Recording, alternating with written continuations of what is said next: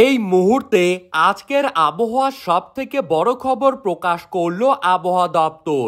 বাংলাদেশ থেকে শুরু করে পশ্চিমবঙ্গের বিভিন্ন জেলায় জেলায় ঝড় বৃষ্টিপাতের পরিমাণ অনেকটাই কমে এসেছে।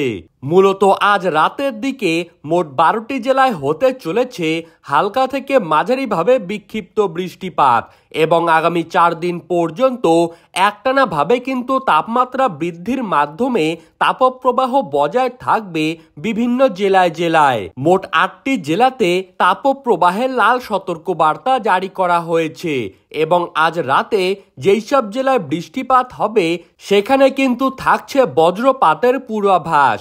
তো সুপ্রিয় দর্শক, আজ এবং আগামীকাল বাংলাদেশ ও পশ্চিমবঙ্গের কোন কোন জেলাগুলিতে বৃষ্টিপাতের পূর্বাভাস রয়েছে, কোথায় কোথায় রয়েছে তাপপ্রবাহের সম্ভাবনা, তো এই সমস্ত বিষয়ে আবহাওয়া দপ্তর যেই সব গুরুত্বপূর্ণ তথ্য জানিয়ে দিয়েছে তাই কিন্তু আপনারা জানতে পারবেন এই ভিডিওটির মাধ্যমে।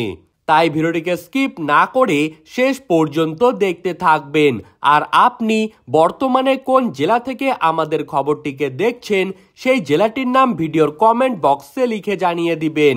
এবং সবার আগে সবার প্রথমে আবহাওয়ার সঠিক খবর পেতে হলে অবশ্যই আমাদের ইউটিউব চ্যানেলটিকে সাবস্ক্রাইব করে রাখবেন। তো চলুন এক নজরেই দেখে নেওয়া যাক। বর্তমানে পশ্চিমবঙ্গ ও বাংলাদেশের বিভিন্ন জেলায় জেলায় বৃষ্টিপাতের পরিমাণ কিন্তু অনেক কমে এসেছে।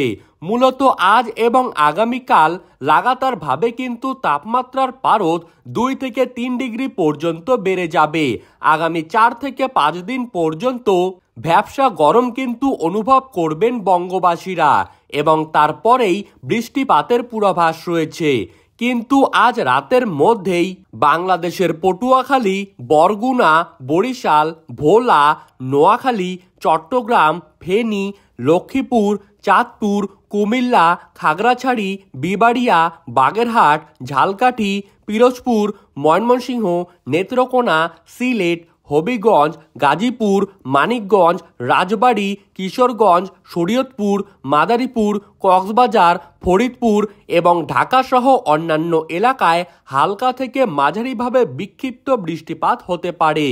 এছাড়া বাংলাদেশের রংপুর, ঢাকা, সিলেট, চট্টগ্রাম, নোয়াখালী, পাবনা, খুলনা, বিবাড়িয়া, কিশোরগঞ্জ, সুনামগঞ্জ, নেত্রকোনা, হবিগঞ্জ, ঠাকুরগাঁও, নওগাঁও এইসব জায়গায় কিন্তু তাপপ্রবাহ লক্ষ্য করা যাবে।